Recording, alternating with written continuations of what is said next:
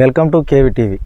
ఈరోజు సిద్దిపేట జిల్లా కేంద్రంలోని మిడిదొడ్డి మండలం ధర్మారం గ్రామంలో అయితే మనము ఉన్నటువంటి పరిస్థితి ఉంది.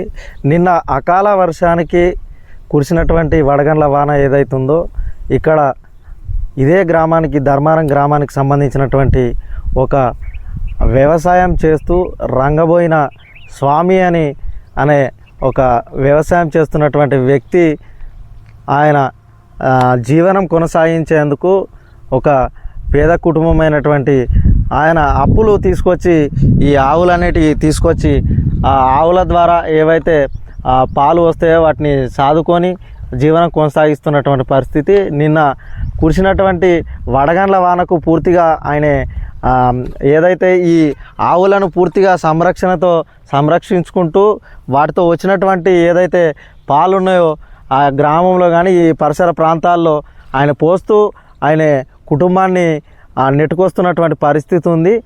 ఈ ఏదైతే నిన్న కురిసినటువంటి వర్షం ఏదైతే ఉందో ఆ రైతుకు యమపాశమైనటువంటి పరిస్థితి కనిపిస్తూ ఉంది. ఇక్కడ నిన్న పూర్తిగా ఈ ఆవులన్నిటినీ తీసుకొచ్చి ఇక్కడ ఆయన సాదుతున్నటువంటి పరిస్థితి ఉంది. అటు చూసుకున్నట్టయితే రేకుల షెడ్డు పూర్తిగా నిన్న ఆ వర్షానికి కూలిపోయినటువంటి పరిస్థితి ఉంది. దాన్ని ఒకసారి మనము చూసి వారి మాటల్లో ఏదైతే రైతు ఉన్నాడో ఆయన మాటల్లో అడిగి తెలుసుకునే ప్రయత్నం చేద్దాం.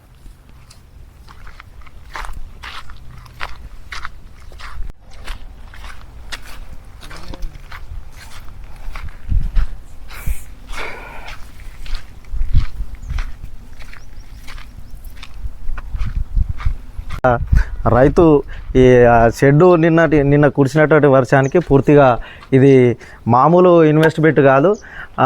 ఈ నిరుపేద కుటుంబం అయినప్పటికీ కూడా అంటే కుటుంబము బతుకుతుందని చెప్పేసి సప్పో తీసుకొచ్చి పూర్తిగా షెడ్ వేసినటువంటి పరిస్థితి ఉంది.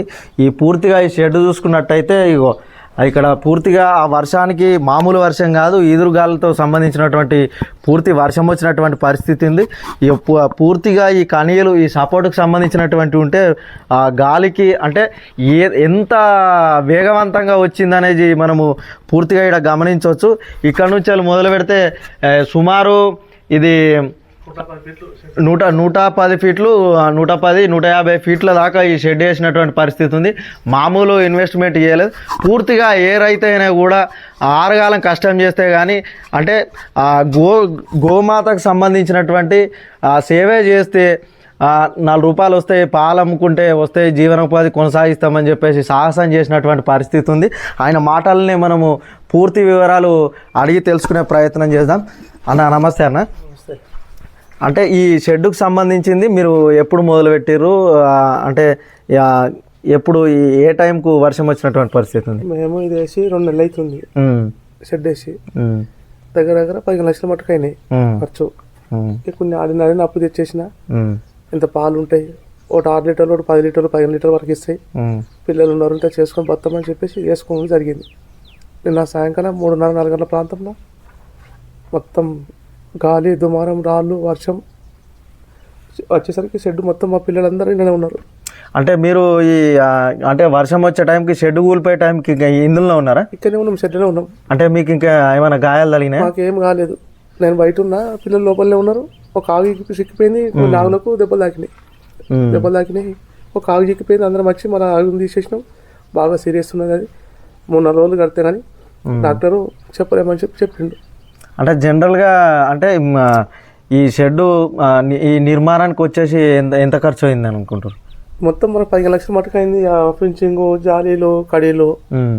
ఈ రేకు షెడ్డుకు ఓన్లీ 8 లక్షలు అయినాయి. అంత కడీలకు దానికి 15 లక్షల మటుకు అయినా. ఆవులకు 5 లక్షలు. అంత ఆగమైపోయింది పరిస్థితి. రోడ్డు మీద పడి బతుకైపోయింది. అంటే అన్ని ఆవులు ఇంట్లోనే ఉన్నాయి అప్పుడు గాలి వచ్చినప్పుడు? అన్ని ఆవులు ఇంట్లో ఉన్నాయి. అంటే మీరు అంటే వాటికి మేత వేసే క్రమంలో వర్షం వచ్చింది? ఇంకా కట్టేయలేదు. డైలీ నైట్ ఇక్కడనే ఉంటా, ఏదో చేసుకొని బతామని చెప్పేసి రోడ్డు మీద పడి బతుకైపోయింది ఇంత పరిస్థితి. అంటే స్థానికులు ఎవరైనా స్థానిక ఎమ్మెల్యే కావచ్చు, ఇప్పుడు ఇక్కడ స్థానికులు కొత్త ప్రభాకర్ రెడ్డి ఉన్నారు, లేకపోతే ఇప్పుడు వ్యవసాయ అగ్రికల్చర్కి సంబంధించినటువంటి డిపార్ట్మెంట్స్ ఎవరైనా వచ్చి ఏం అర్థం కాలేదు, చెప్పలేదు. నాకు బీపీ ఎక్కువ అయింది, పనుకున్నాను, ఇప్పుడే తెచ్చినాను.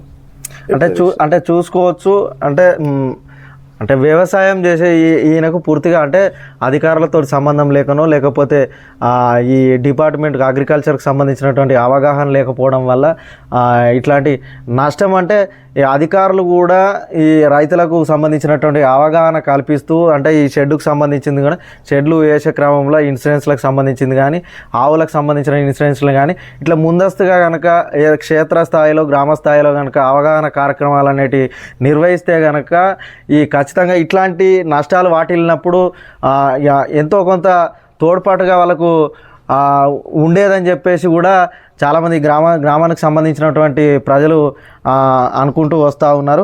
అదేవిధంగా ఇప్పుడు జనరల్గా ఇప్పుడు మీరు అంటే ఈ డబ్బు ఎట్లా అంటే ఇప్పుడు వీళ్ళు జనరల్గా చెప్పుకోవాలనుకుంటే ఇప్పుడు ఆవులే అంటే కన్న తల్లిలాగా ఒక కుటుంబంలాగా చిన్నపిల్లల్లాగా వాటి సాది వాటి నుంచి వచ్చినటువంటి పాల నుంచే వీళ్ళు జీవనం కొనసాగిస్తున్నటువంటి పరిస్థితి. మరి రేపు పొద్దున ఈ నష్టానికి సంబంధించింది ఎట్లా మళ్ళీ రికవర్ చేస్తావు, ఎట్లా అది కుటుంబాన్ని సాధాలను ఏం చేయాలి సార్?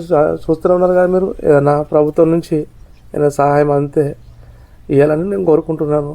పరిస్థితి ఇది మొత్తం అంతా కూలిపోయి ఉన్నది.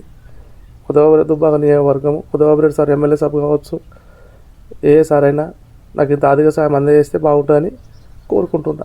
అంటే ఇక్కడ ఎంపీ గారు కూడా రఘునందన్ రావు గారు కూడా ఇక్కడ స్థానికులే కాబట్టి ఎమ్మెల్యే గారు కూడా కొత్త ప్రభాకర్ రెడ్డి గారు కూడా ఇక్కడనే కావచ్చు సహృదయంతో ఈ నిరుపేద కుటుంబానికి చాలా ఇది పూర్తిగా నష్టము వాటిల్లినటువంటి పరిస్థితి ఉంది. కాబట్టి ఈ నిరుపేద కుటుంబానికి మీరు ఎంతో ఆర్థిక సాయం ఎంతో కొంత చేసి వీళ్ళను ఆదుకోవాలని చెప్పేసి కూడా రైతు ఆవేదన వ్యక్తం చేస్తూ ఉన్నాడు. అదేవిధంగా తనతో పాటుగా ఇక్కడ పనిచేస్తున్నటువంటి ఒక వ్యక్తి అయితే ఉన్నాడు, ఆయన మాటల్లో కూడా అడిగి తెలుసుకునే ప్రయత్నం చేద్దాం. చూసుకోవచ్చు ఇక పూర్తిగా ఈ షెడ్డు అన్నీ ఇరిగిపోయి కూలిపోయినట్టు ఎక్కడికక్కడ ఇక్కడ నుంచి మొదలు పెడితే అక్కడ దాకా అంటే జనరల్గా ఇక్కడ ఇవి సపోర్ట్స్ పూర్తిగా ఇరగకపోవడం వల్లనే ఆగింది. లేకపోతే ఇక్కడ ఉన్నటువంటి ఆవులు కానీ ఇక్కడ సుమారుగా ఒక 4-5 మంది పనిచేస్తున్నటువంటి పరిస్థితులు వాళ్ళు కూడా చనిపోయే స్థితిలో ఉండేది. జనరల్గా తమ్ముడు ఇప్పుడు ఈ వర్షం వచ్చినప్పుడు మీరు ఇక్కడనే ఉన్నారా? ఇందులోనే ఉన్నాం. వర్షం వచ్చినప్పుడు వర్షం అంటే 3:40 అట్లా స్టార్ట్ అయ్యింది. రైట్ గానే కొడుతుంది అనేసి మేము ఇంట్లోనే ఆయన కట్టేయాలి, వాటర్ పెట్టేసి లోపలికి వచ్చినాం. గాడుపు పెట్టేసరికి మేము ఇటు లేసరికి ఇటు వచ్చినాము. కూలింగ్ అంటే జనరల్గా మీరు అంటే అప్పుడు ఆవులు కట్టేస్తారా? వాటర్ పెట్టేసి లోపల తీసుకొచ్చేసినాం. లోపల వెదర్ కూల్ ఉంది కదా, నేను లైట్ గా వర్షం పడతానే కూల్ ఉంది అనేసి ఇట్లా తీసుకొచ్చినాం. తీసుకొచ్చి వాటర్ పెట్టేసి ఇక్కడనే కూర్చున్నాం. మేము అక్కడ మంచం మీద కూర్చున్నాం. కూర్చోగానే హఠాత్తుగా ఇది రావడంతో అంటే బాగా వచ్చిందా గాలి, బాగా వర్షం బాగా వచ్చిందా? బాగా వచ్చిందన్న, రాళ్ళు కూడా పడ్డాయి. కాకపోతే గాడప పెట్టేసరికి అంటే మాకు నడవరాలేదు, మాకు ఎటు నడవరాలేదు. నడదామన్నా గాడుపుకు నూకేసుడు. ఇవి ఆవులు కూడా మా మీద కొన్ని పడడానికి వచ్చినాయి.